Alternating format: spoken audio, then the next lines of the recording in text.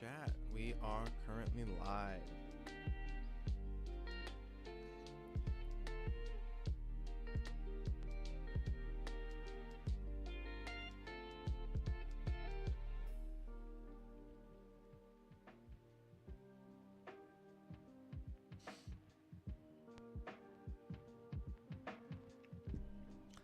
Welcome in chat, those of you who are joining me at this kind of late night stream. I say late night stream, it's kind of, later than what I have been doing, but I have been wanting to actively, kind of stream a bit more, but also do something that I've been working on, which has been doing my kind of afternoon live streams where I'm just kind of going through and actively just talking, just reading. And so I wanted to, again, try this with my proper setup, try this with my actual stream setup that I have here. So tonight we are still currently reading through Oliver Burkeman's 4,000 Weeks, Time Management for Mortals, and I am an avid book reader myself. I am trying to read a lot more. My wife and I are actively trying to read a lot more, so I hope that you guys actively do want to kind of join along with this.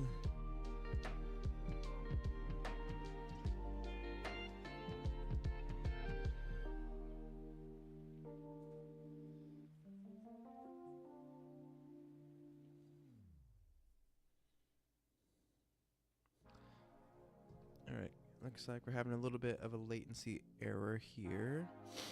So give me 1 second, chat, as I work to fix this.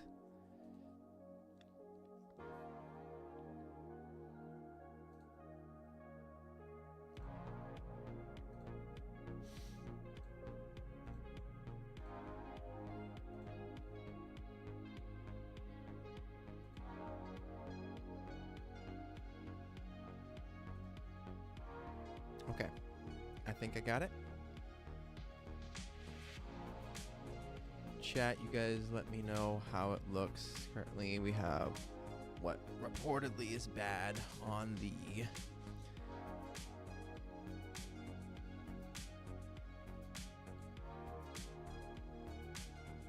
let's see here, making sure it's all set correctly. Also eating my little late snack here.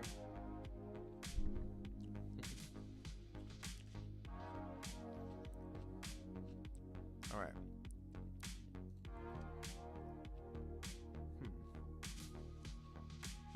So it says poor quality on the vertical, and I don't know why.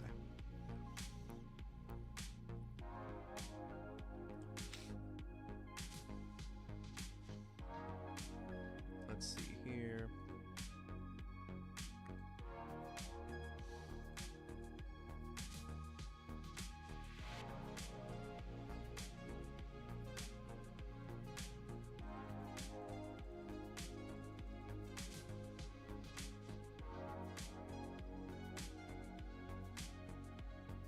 Constant bit rate, all right.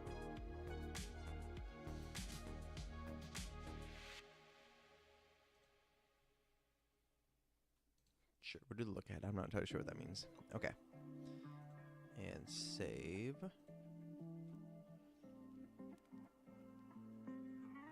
All right, chat, you're going to have to let me know how it looks on the actual...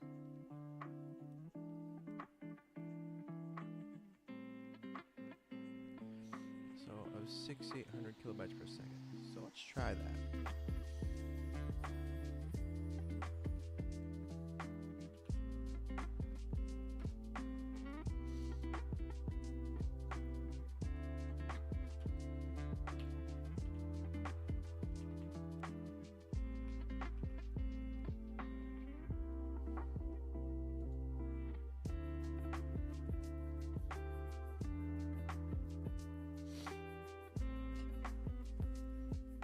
Alright.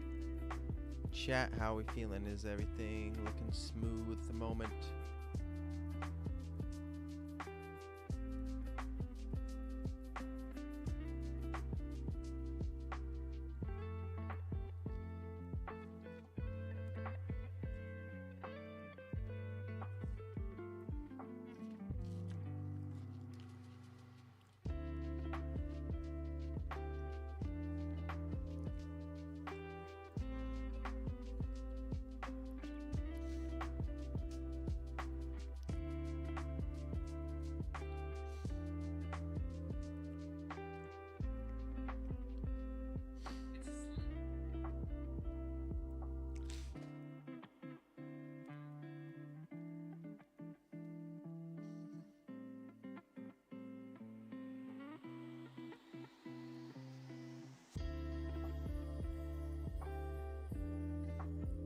private still.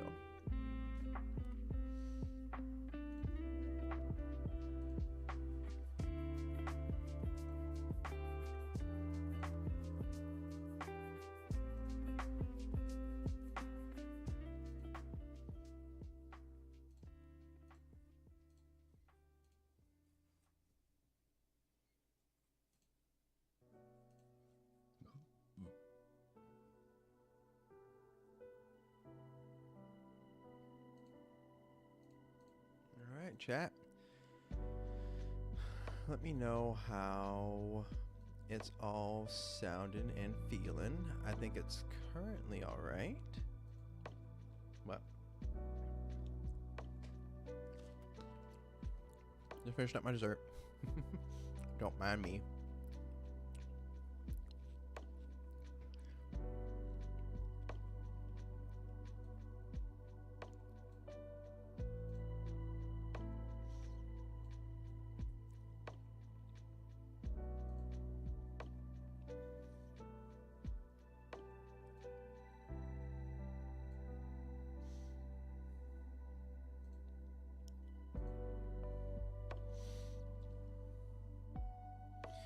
Making sure the blast off is working as it should. All right. Chat, I think we're good. Guys, let me know how the actual audio is sounding to you. I got the stream beats playing in the background, but again, welcome to tonight's stream. Gonna kind of just go as long as kind of makes sense for this, but I am, trying a couple new things. One of the things that I've been working on is actively doing these kind of afternoon streams where I'm on my final break at work, just kind of inviting you guys in and reading a little bit, because I actively do want to be better about hitting my reading goals. My wife and I currently have a couple goals that we're trying to hit before the end of the year, and so I just thought it'd be kind of fun to bring you guys along with that. So the book that we're currently working on tonight, I've been working on, is 4,000 Weeks, Time Management for Mortals by Oliver Burkeman. Mic is a bit low. All right, let me see if I can fix that real quick here. Testing, 1, 2, 3, 4, testing. Does that sound better? Yeah, keep eating my dessert while I wait for a reply on that. All right. Let's see here. Hopefully that's a bit better, but I'm trying to not make the microphone peak. Right about there should do it, I think. All right. But yeah, so again, chat, we're currently going through this book tonight. So 4,000 Weeks, Time Management for Mortals by Oliver Burkeman. Just bringing you guys along on the actual. Hey, Robert, welcome back. I'm just telling the chat that we're currently working through the, nightly reading goals, where I'm trying to get everyone to kind of go through this book with me. I don't know if this breaks copyright rules or anything like that, but I assume because I'm talking about it as I go, it's fine. Maybe. Hopefully I'm not a lawyer. But let's see here. Make sure everything else looks good. Exit out of that, because don't need that.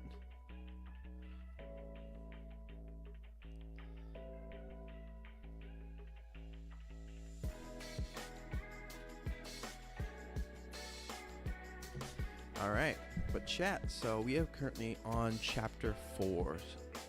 So we've been reading this for quite a bit, but chapter 4, page 71 of Time Management for Mortals. Let me know if the background music needs to be turned down a little bit, or if this is still good. But chapter 4, Becoming a Better Procrastinator. Perhaps we're in danger of getting a little too metaphysical about all this, though. Many of the philosophers who ponder the subject of human finitude have been reluctant to translate their observations into practical advice, because that smacks of self-help, and heaven forbid that anyone might want to help themselves. Yet, their insights do have concrete implications for daily life.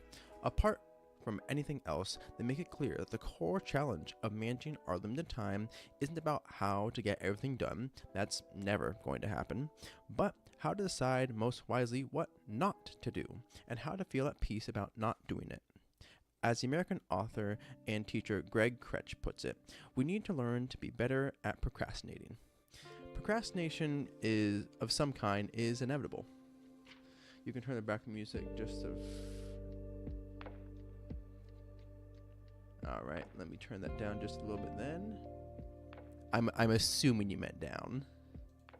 I'm taking a bite of my little frozen Greek yogurt here.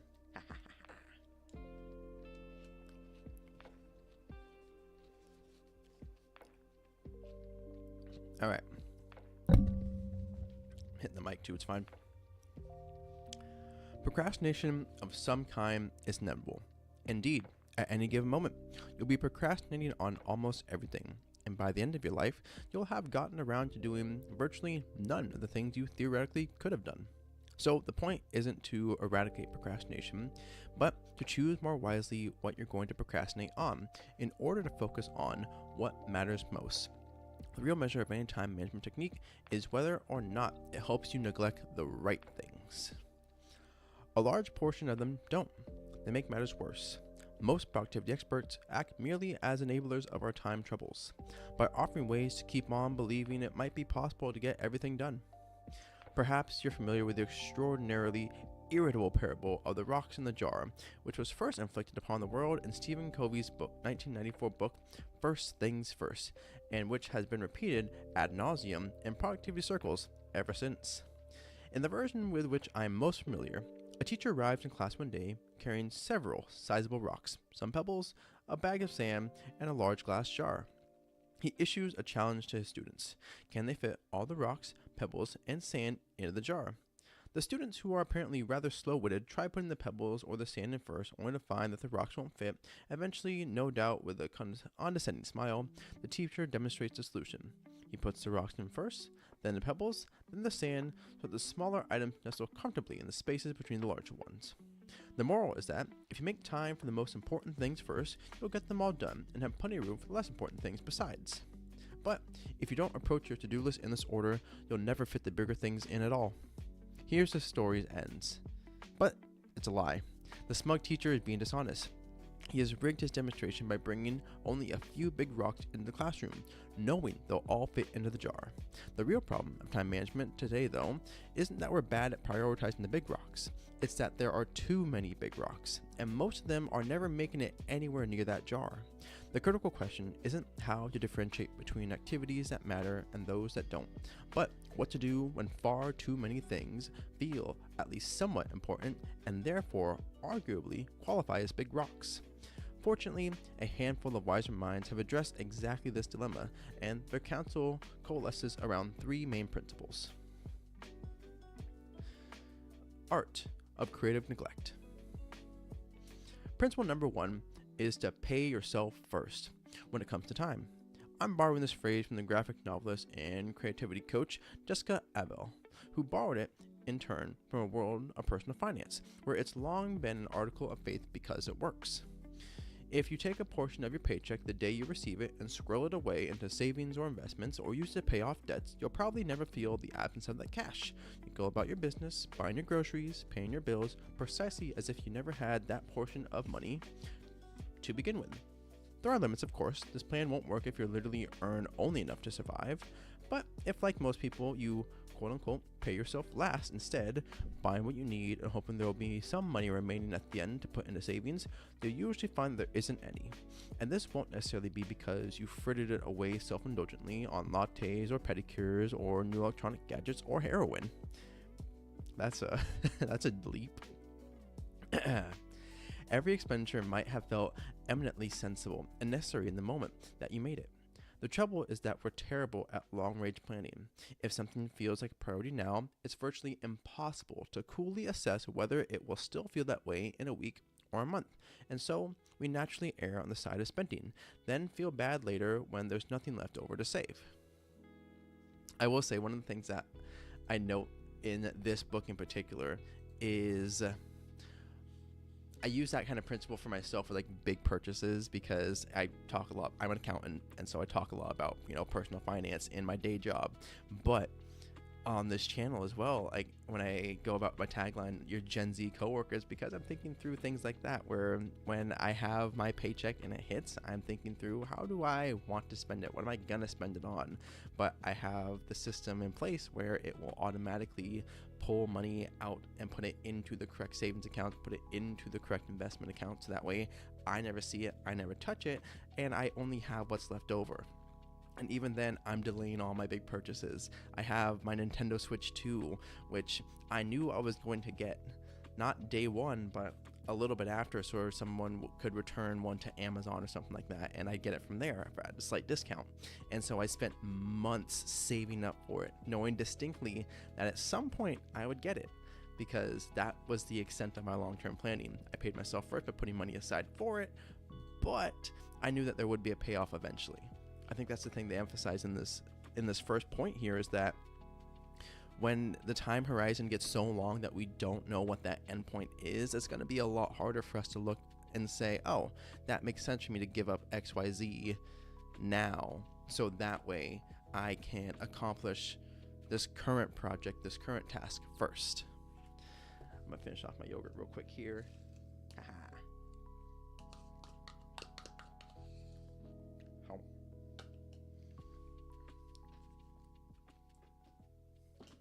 Little eating sound effects.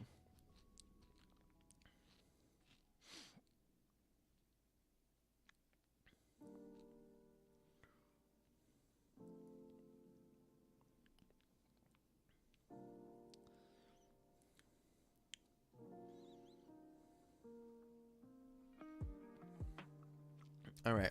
All right, chat. Let's continue on here. Page 74.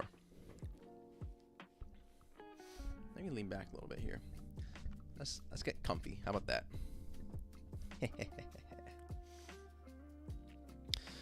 The same logic Abel points out applies to time.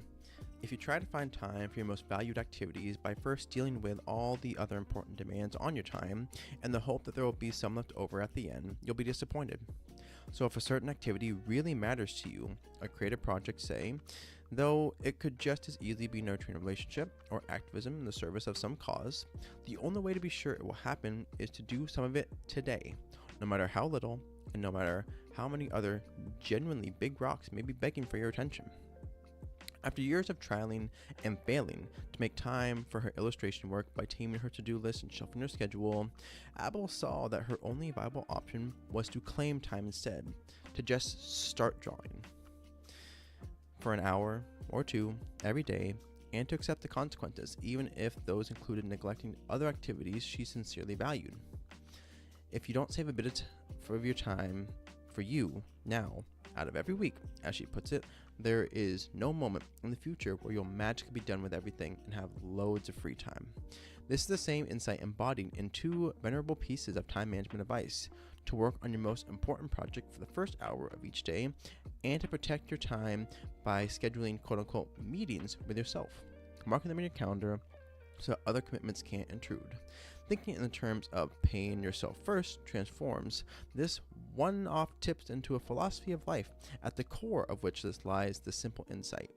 If you plan to spend some of your 4,000 weeks doing what matters most to you, then at some point you're going to have to start doing it.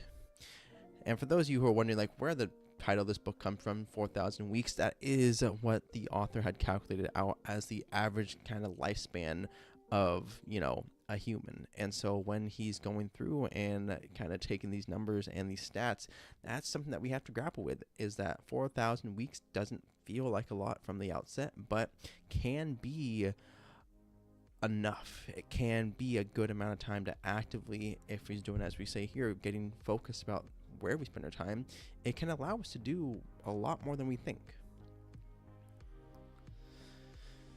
The second principle is to limit your work in progress. Perhaps the most appealing way to resist the truth about your finite time is to initiate a large number of projects at once. That way, you'll get to feel as though you're keeping plenty of irons in the fire and making progress on all fronts. Instead, what usually ends up happening is that you make progress on no fronts, because each time a project starts to feel difficult or frightening or boring, you can bounce off to a different one instead. You get to preserve your sense of being in control of things, but at the cost of never finishing anything important. The alternative approach is to fix a hard upper limit on the number of things you allow yourself to work on at any given time. In their book Personal Kanban,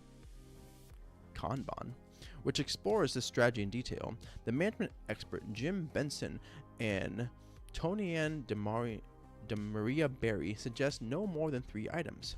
Once you select these tasks, all other incoming demands on your time must wait until one of the 3 items has been completed, thereby freeing up a slot. It's also permissible to free up slots by abandoning the project altogether if it isn't working out. The point isn't to force yourself to finish absolutely everything you start, but rather to banish the bad habit of keeping an ever-proliferating number of half-finished projects on the back burner.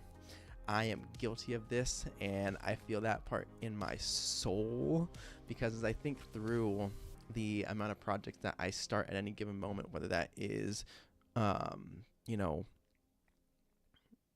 the computer business that I have, where I'm buying parts and selling and flipping computers, whether that is, publishing books and everything, and whether that's, working on my career by going to school, where that's my fitness and trying to reach my goal weight. There's just so many projects, so many things, and then I still, have to keep in mind the important rocks in my life, where it's like, hey, I'm married, and I have a wife that I want to spend time with, that I need to give, proper love, care, and attention to, and at the same time, excuse me there, I can't also deflect from my work, where it's like, oh yeah, I'm still gone 10 hours out of the day because I have to work. And it's, again, this balancing act of, I have so many side projects, so many things, that if I'm losing sight of the main drivers, those 3 pillars as they're kind of talking about, then I'm going to be stuck in a rut for a long time because I'm making no progress on anything.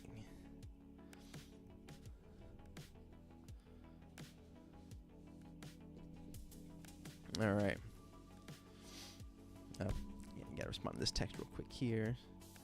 But chat, how's your guys' night going? You enjoying the reading so far? Let me know how it's. Am I reading too fast, too slow, enunciating poorly? I'm trying to work on that one.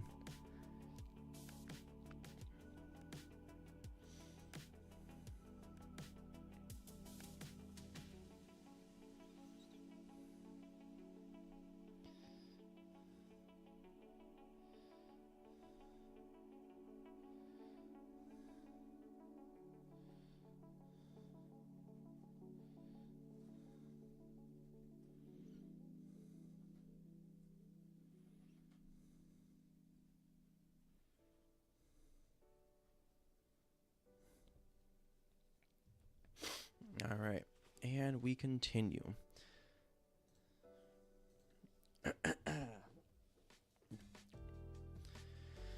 Making this rather modest change to my working practices produced a startlingly large effect. It was no longer possible for me to ignore the fact that my capacity for work was strictly finite, because each time I selected a new task from my to-do list as one of my 3 work-in-progress items, I was obliged to contemplate all those I'd inevitably be neglecting in order to focus on it. And yet, precisely because I was forced to confront reality in this way, to see that I was always neglecting most tasks in order to work on anything at all, that working on everything at once simply wasn't an option. The result was a powerful sense of undistracted calm, a lot more productivity than in my days as a productivity obsessive. Another happy consequence was that I found myself effortlessly breaking down my project into manageable chunks, a strategy I long agreed with in theory but never properly implemented. Now, because the intuitive thing to do, if it was clear that if I nominated write book or move house as one of my 3 tasks in progress, it would clog up my system for months, so I was naturally motivated to figure out the next achievable step in each case instead. Rather than try and do everything, I found it easier to accept the truth that I'd be doing only a few things on any given day. The difference this time was that I actually did them. The third principle is to resist the allure of middling priorities. This is a story attributed to Warren Buffett, although probably only in the apocryphal ways in which wise insights get attributed to Albert Einstein or the Buddha, regardless of the real source, in which the famously shrewd investor is asked by his personal pilot how to set priorities. I'd be tempted to respond, just focus on flying the plane. But apparently, this didn't take the place mid-flight because Buffett's advice is different. He tells the man to make a list of the top 25 things he wants out of life and then to arrange them in order from most to least, or from most important to the least. The top 5, Buffett says, should be those around which he organizes his time. But contrary to what the pilot might have been expecting to hear, the remaining 20, Buffett allegedly explains, aren't second-tier priorities for which he should turn when he gets the chance, far from it. In fact, they're the ones he should actively avoid at all cost, because there are ambitions insufficiently important to him to form the core of his life, yet seductive enough to distract him from the ones that matter most. You need to embrace this specific practice of listing out your goals, I don't personally, to appreciate the underlying point, which is that in a world of too many big rocks, its moderately appealing ones, the fairly interesting job opportunity, the semi-enjoyable friendship on which a finite life can come to grief. It's a self-help cliche that most of us need to get better at learning to say no.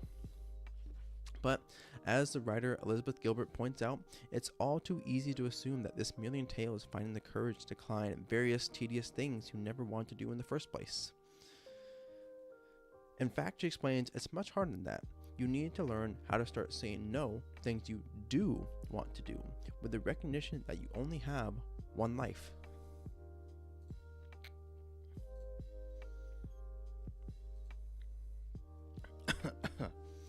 Oof. My feels a little weird here.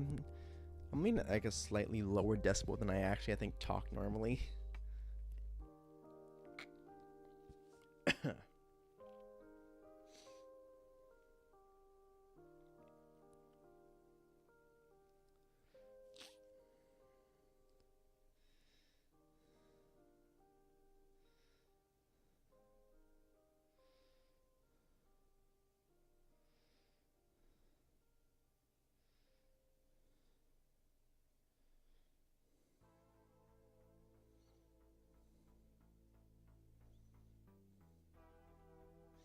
You need the tea. Yeah, that'd probably be a good idea.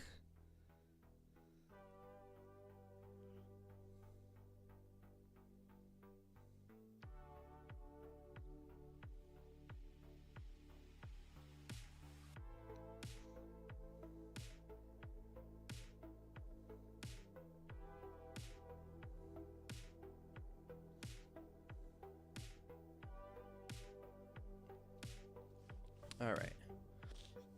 What's up, Allison? How you doing tonight?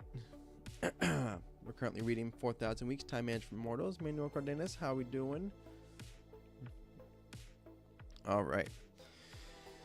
Still continuing chapter 4, Becoming a Better Procrastinator, subheading, Perfection and Paralysis.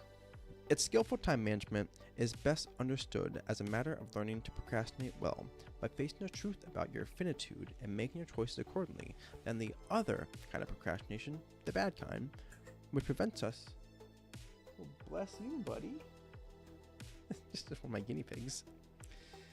If you guys are just tuning in to the chat, make sure that you like and subscribe. We're currently reading through 4,000 Weeks, Time Management for Mortals. You're welcome into the nighttime reading stream. So hope you guys enjoy.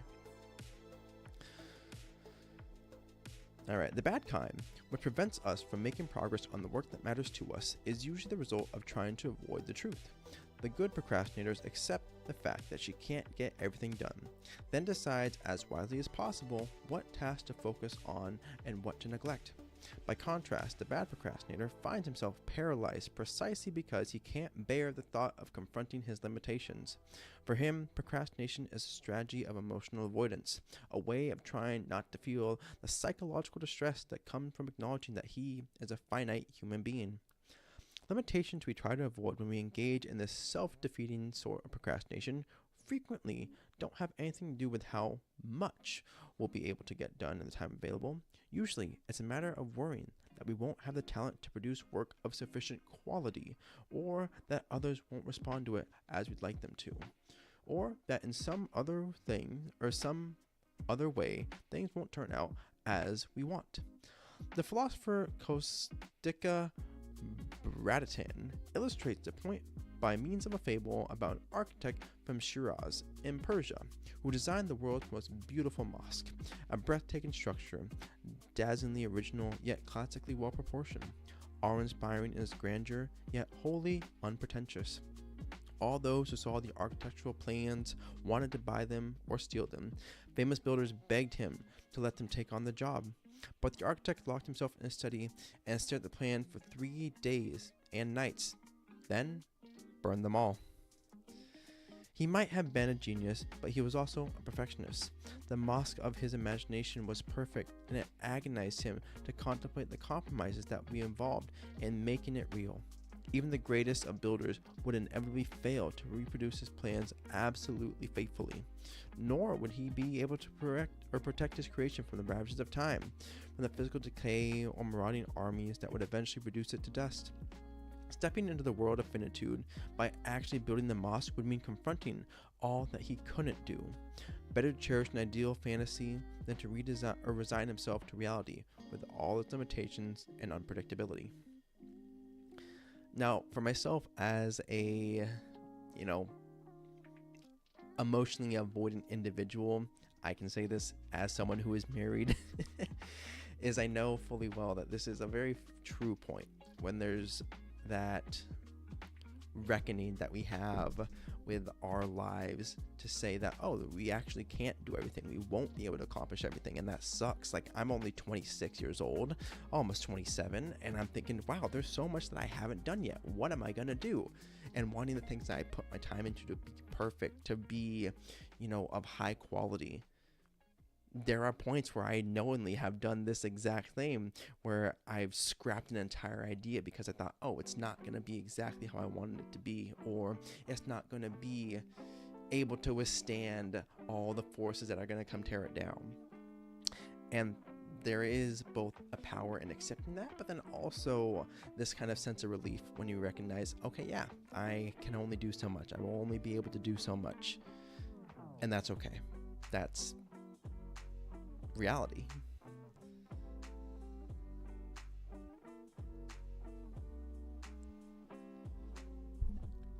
All right.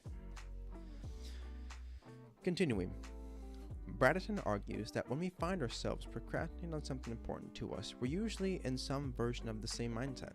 We fail to see or refuse to accept that any attempt to bring our ideas into concrete reality must inevitably fall short of our dreams, no matter how brilliantly we succeeded in carrying things off, because reality, unlike fantasy, is a realm in which we don't have limitless control and can't possibly hope to meet our perfectionist standards. Something our limited talents, our limited time, our limited control over events and other actions and over the actions of other people will always render our creations less than perfect. Despairing at the that's not the right word. Dispiriting as this might sound at first, it contains a liberating message. If you're procrastinating on something because you're worried you won't do a good enough job, you can relax, because judged by flawless standards of your imagination, you definitely won't do a good enough job. So you might as well make a start. There's a statement that I like a lot, and you'll hear it in usually, I believe, like, any creative endeavor. It is that perfect is the enemy of good, or as some people like to say it, perfect is the enemy of good enough, because a lot of us have, I think, the innate ability to do good enough at any number of tasks that we choose, whether that is within our 9-to-5 job, where we're working on a project, or whether that is our personal hobbies and side goals that we are wanting to dedicate our time to. We can get bogged down by this idea of perfectionism, that we have to get it right. We have to be perfect at it. It must be flawless. But then in the end, we have nothing to show for it, because we're just ruminating and thinking on that circular train of thought over and over. We're saying, oh no, it has to be perfect. I can't do it unless it's perfect. Only for us to recognize, hey, if we just did good enough, then we'd be further than 80 to 90% of people who never got off that track to begin with, who have been stuck in that same circle, in that same loop of, I can't do it unless it's perfect. If you can accept what good is, if you can accept what good enough is, you'll be further than so many people. And that itself, again, is a very liberating sentiment because it gives us that freedom to choose and that freedom to make a move.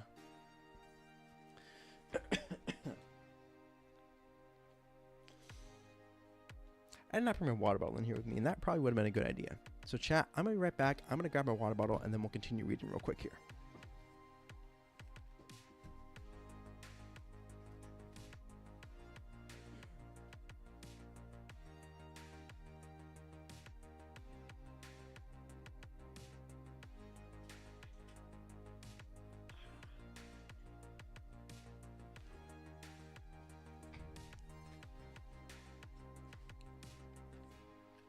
All right, water bottle is secured.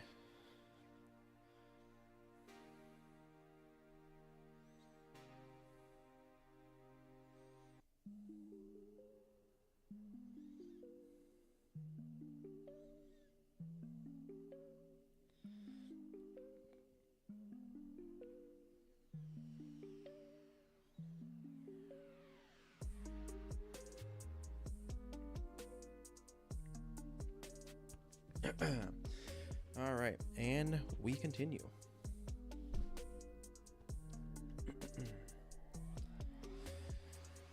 And this sort of finitude avoiding procrastination certainly isn't confided to the world of work. It's a major issue in relationships too, where a similar refusal to face the truth about finitude can keep people mired in a miserably tentative mode of existence for years on end. By way of a cautionary tale, consider the case of the worst boyfriend ever, Franz Kafka, where most important romantic liaisons began one summer evening in Prague in 1912 when he was 29. During that night at the home of his best friend Max Brod, Kafka met his host cousin, Felice Bauer, who was visiting from Berlin. She was an independent-minded 24-year-old already enjoying a professional success as a manufacturing company in Germany, and her down-to-earth figure applied to the neurotic, self-conscious Kafka. We knew little of the strength of feeling in the other direction, since only Kafka account survives, but he was smitten, and soon our relationship began. Or it began at least in correspondence form. Over the next 5 years, the couple exchanged hundreds of letters, yet met only a handful of times, each being apparently a source of agony for Kafka. 7 months after their first encounter, he finally agreed to meet a second time, but sent a telegram on the morning in question to say he wasn't coming, but then he showed up anyway, but acted morose. When the couple eventually engaged, Bauer's parents held a celebratory reception, but attending it, Kafka confided to his diary, made him feel tied hand and foot like a criminal. Shortly after, during a rendezvous at a Berlin hotel, Kafka called off the engagement, but letters continued.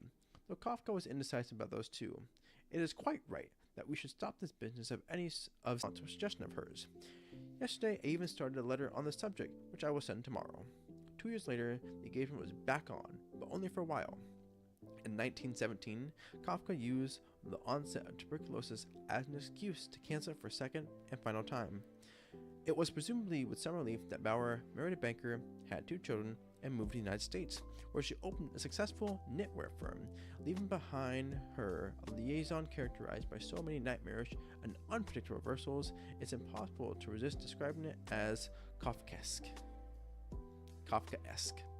It might be easy to file Kafka away under the heading of tortured genius, a remote figure with little relevance to our more ordinary lives.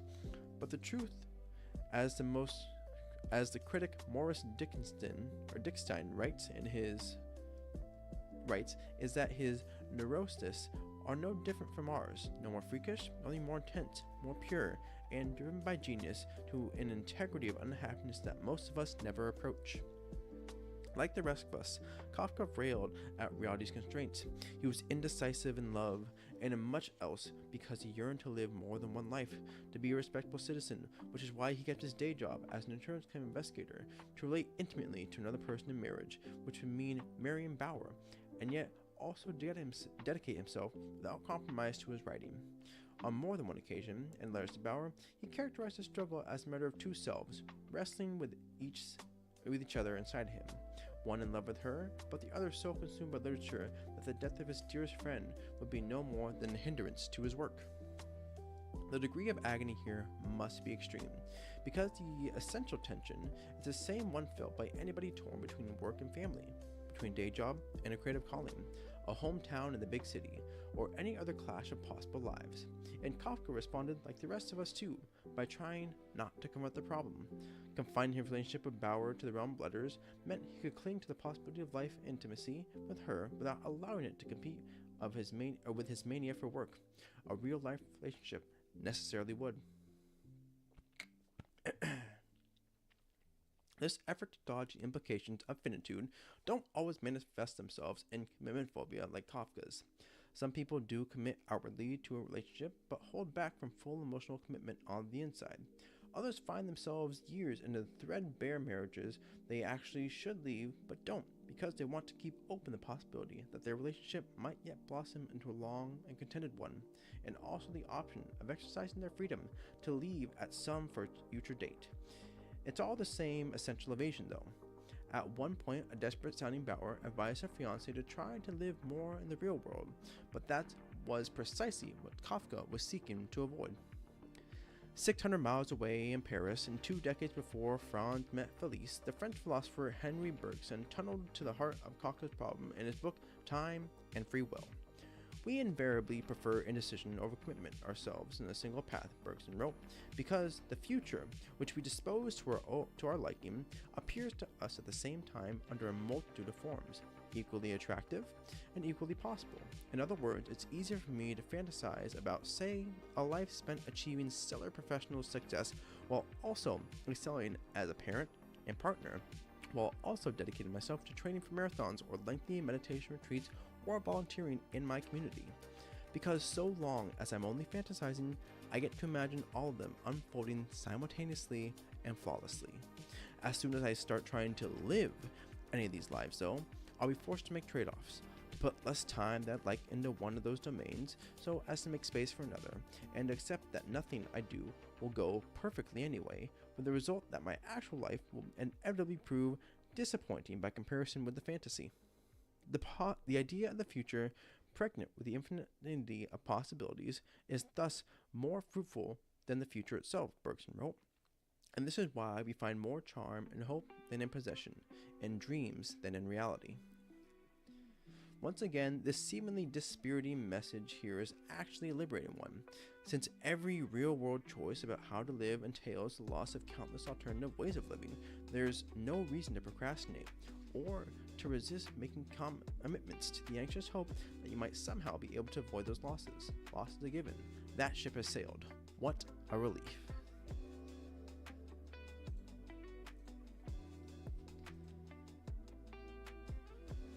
Hi, Michelle. Oh, it's Kat. How we doing, Kat? I like to chat for a hot minute there.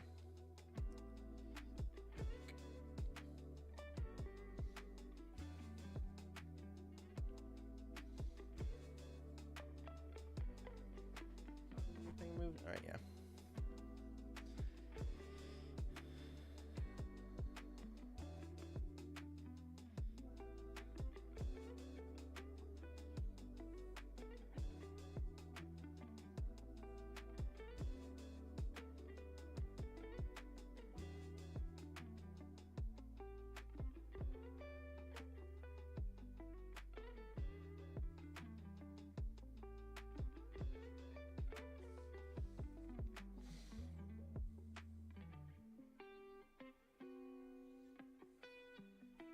All right.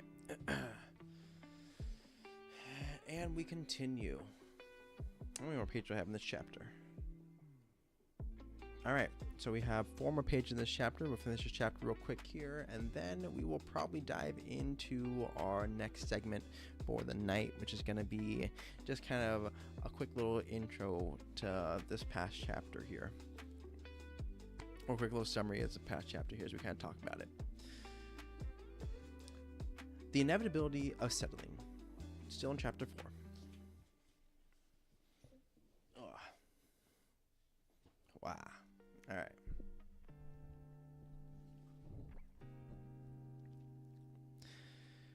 Which brings me to one of the few pieces of dating advice I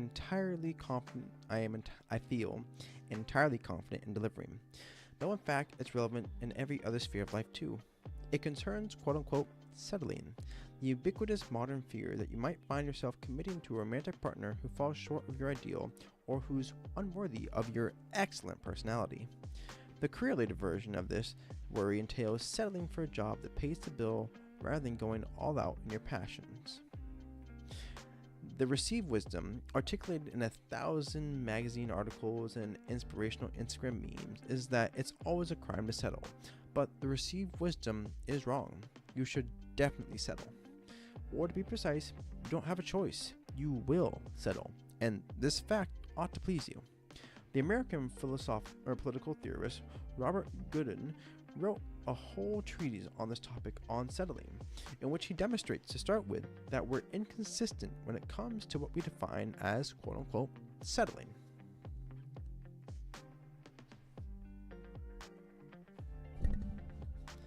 What's this real quick here?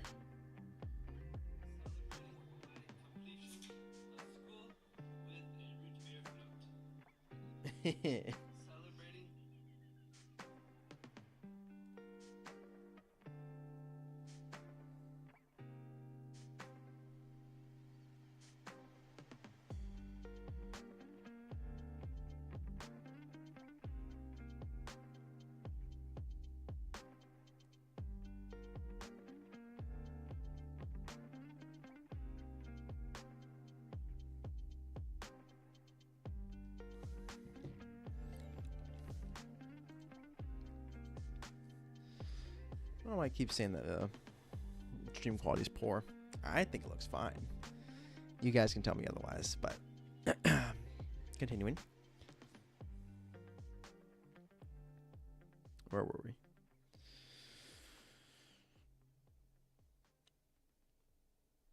Robert Goodwin wrote a whole treatise on this topic, on settling, in which he demonstrates, to start with, that we're inconsistent when it comes to what we define as quote-unquote settling. Everyone seems to agree that if you embark on a relationship when you secretly suspect you could find someone better, you'll feel guilty of settling, because you're opting to use up a portion of your life with a less than ideal partner.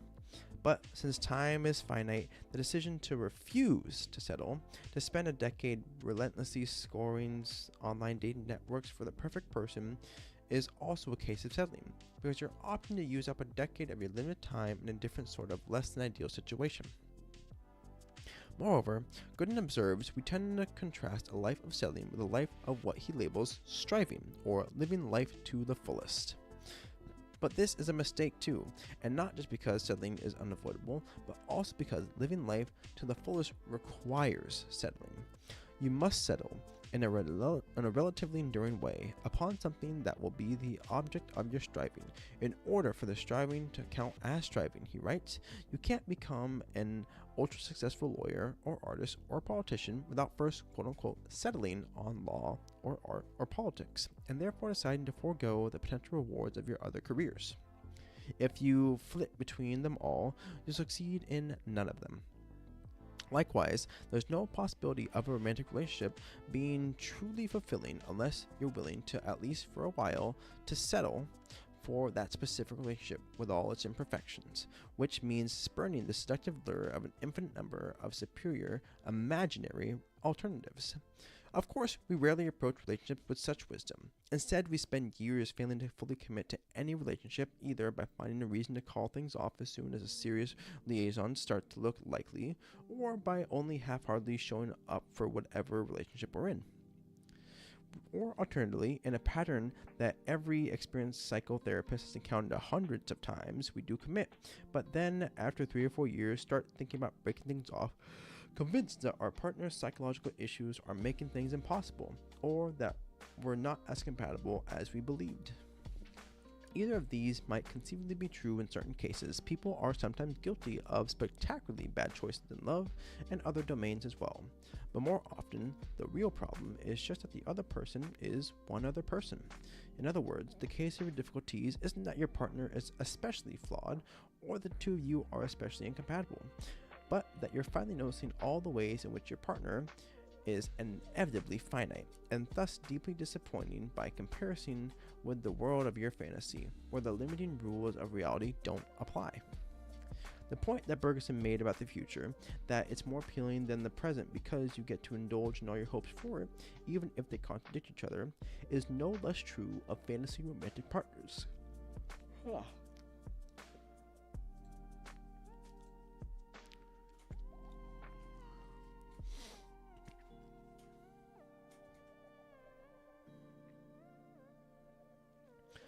True of fantasy romantic partners who can easily exhibit a range of characteristics that simply couldn't coexist in one person in the real world.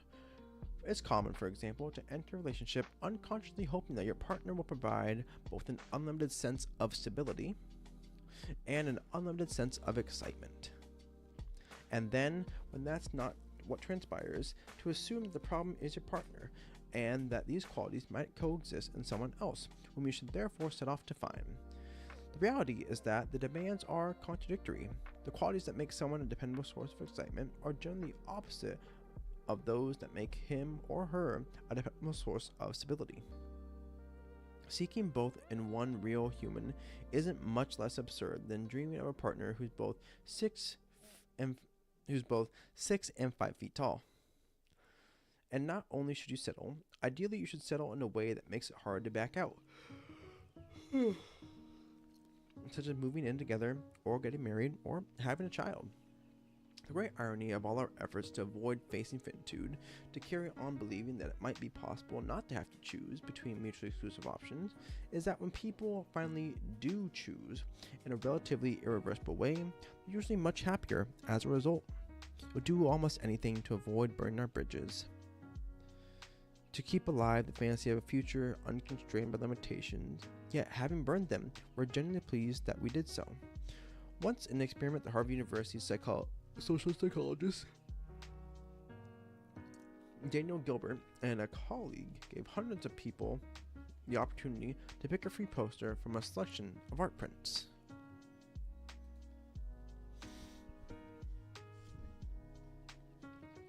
Then he divided the participants into 2 groups. The first group was told that they had a month in which they could exchange their posters for one another. The second group was told the decision they'd already made had been final. In follow-up surveys, it was the latter group, those who were stuck with their decision and who thus weren't distracted by the thought of it might be possible to make a better choice, who showed. Continuing here.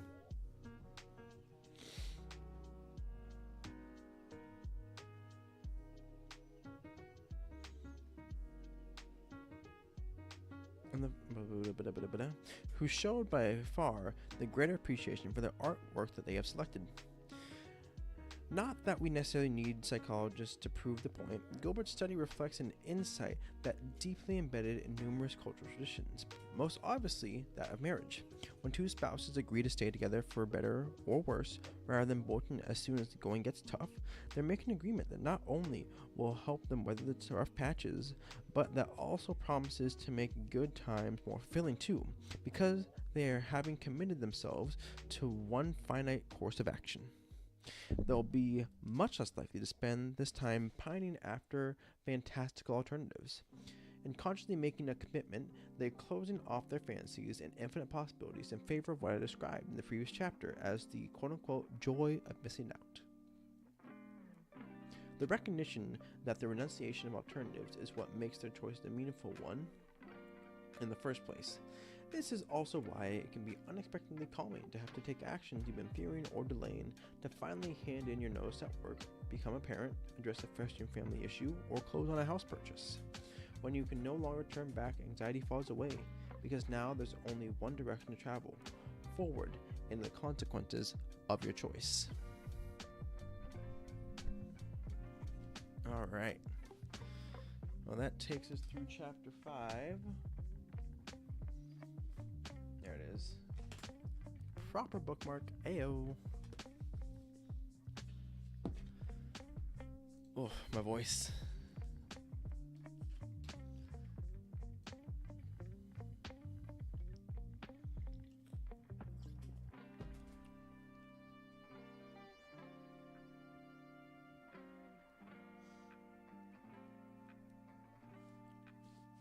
All right.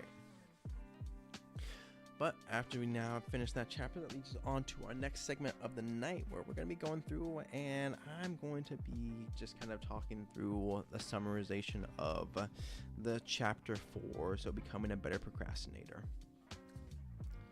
So with that, let's get into it.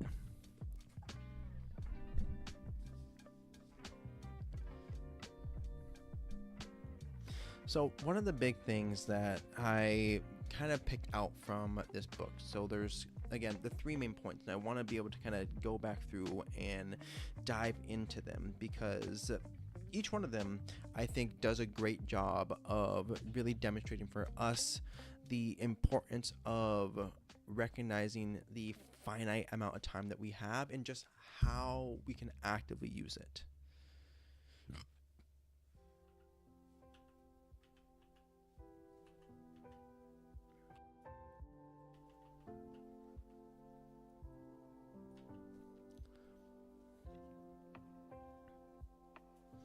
Because I think the thing is, and I'm going to highlight these for myself here, so just taking out my pen, is that there is, again, a limited amount of time that we are going to be able to get to spend as humans on any given task. And so recognizing that, I think, is so important for us.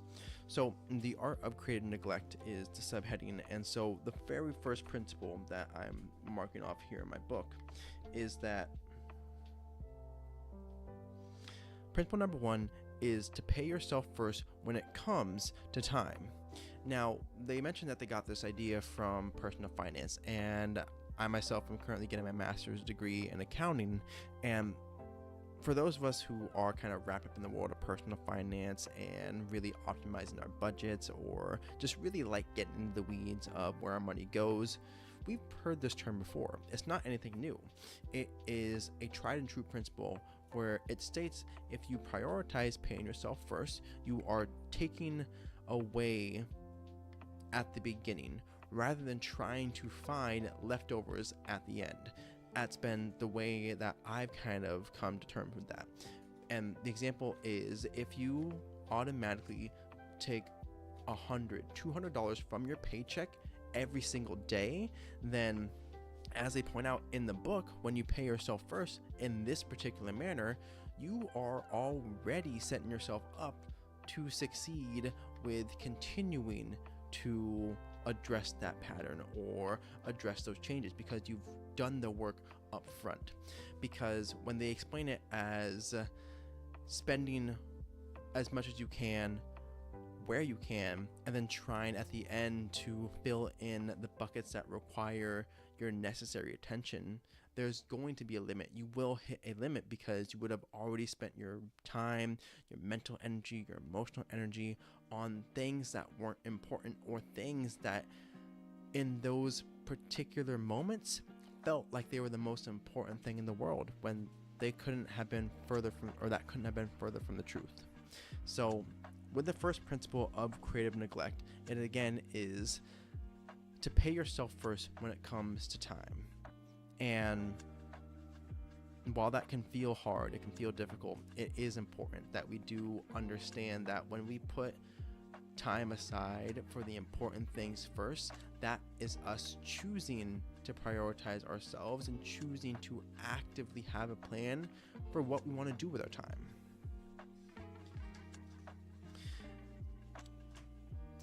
I'm actually going to mute the music here as I'm talking now I think about it.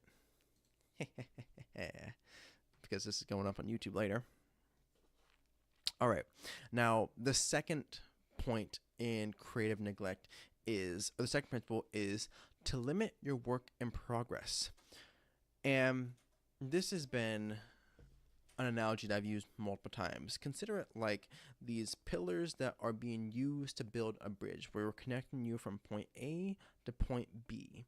Now, what happens if you are choosing to fill up, say, these 10 pillars a little bit each time, just an inch every single time? Well, when you do that, at the end of the day, you would have had only 1 inch of progress, something that is so minuscule, so small in the grand scheme of it, that you have effectively made no progress towards constructing that bridge, towards getting yourself any closer to a finished product. So, when the emphasis is to limit your work in progress, that means making a very intentional and distinct choice to say, okay, I'm going to focus on this one pillar today. I'm going to focus on this one project, this one issue, this one task today. Of course, they emphasize in here that you can do up to like 3 fairly comfortably on average for people, where when you finish one step or one project, then you rotate it out with another, and that process continues, and it's self-repeating because it rolls itself over into the next one.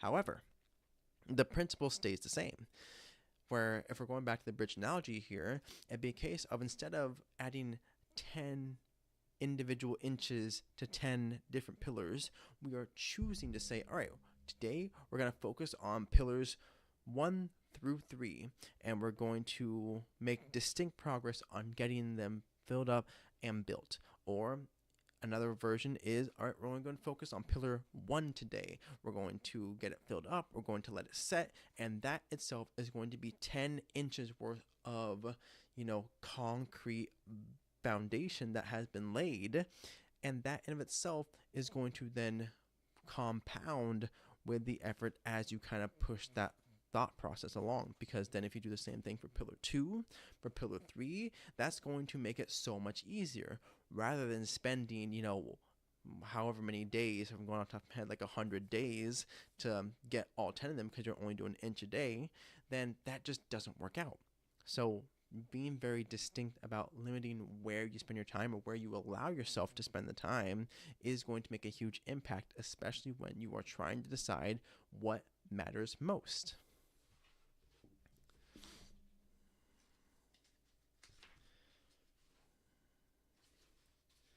And this brings us then to the third point, or the third principle in creative neglect,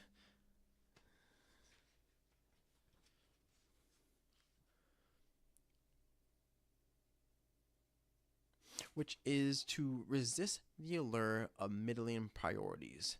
Now, what this means is essentially, well, they use the story of Warren Buffett, which is that one day his pilot had asked him how would he be able to guarantee success. So Warren Buffett then told him, list out 25 of the things that are most important to you, that you want to accomplish in your life, that you want to be known for, that you really want to do. And from there, take that list of 25 items and rank them from most important at number 1 to least important at number 25. And from there, your top 5 items were going to be what was truly most important to you. Now the question becomes, well, what about the other 20? Well, in this circumstance, the emphasis was that the other 20 needed to be distinctly forgotten, needed to be distinctly cordoned off, because they were alluring enough, they were attractive enough to steal attention away from the actual top 5 things that pilot could really focus their time on, could really make a sizable impact on. And that for us, I think, is so key to this whole struggle with coming to terms with what we can actually do, what we can realistically do when we want to do so much.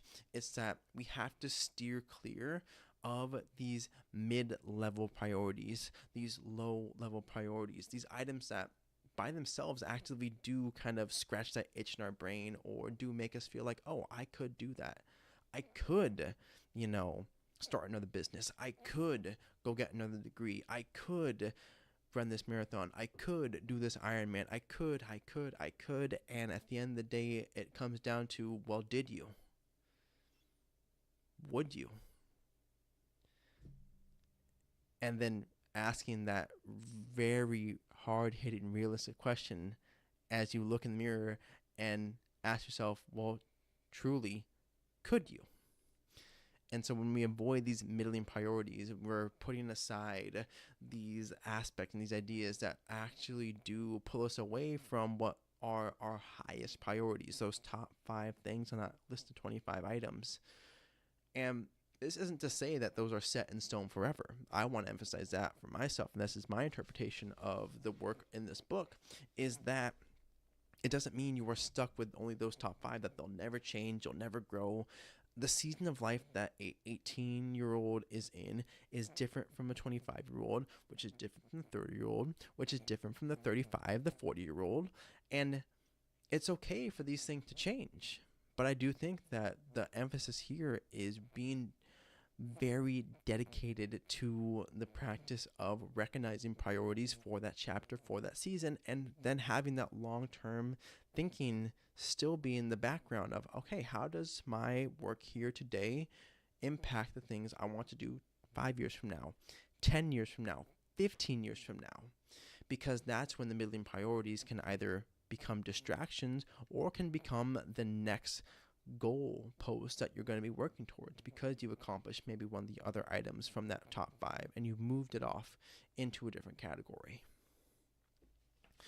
And for myself, as I kind of think through becoming a better procrastinator, like those 3 main principles of the art of of creative neglect, it makes a lot of sense that when we are faced with the reality of how much time we have and how much time we can actively dedicate to the things that matter to us in that season, in that chapter, that it just makes sense that we have to be able to put ourselves first, or pay ourselves first with our time. We have to be able to limit the amount of projects that we do, and in turn avoid these low and mid-level desires and ideas that themselves can actually pull us away from the top core items that we want to focus on and that we should be focusing on. And as I go through this book, it's just that constant reminder that we are limited. And that limitation is, as it emphasizes, is what gives weight and clarity to the things that we do choose to do, the things that we do get to spend our time on. And that's what's beautiful about it. But with that, make sure that you guys like and subscribe if you made it this far into the video. Thank you so much. Make sure that you follow along as we kind of continue to explain and dive into complicated topics and try to turn them into simple and actionable tips. I am Michael Klukas. I'm your Gen Z coworker. Have an amazing day, you amazing people, and I will see you all in the next video. Go out there and do great things. All right. Oh, I feel pretty good about that. I think that was good.